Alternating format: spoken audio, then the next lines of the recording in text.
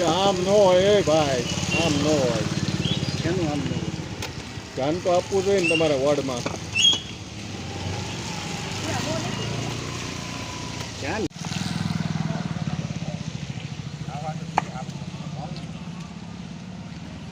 માવા ખાવે ન ઉતારતા.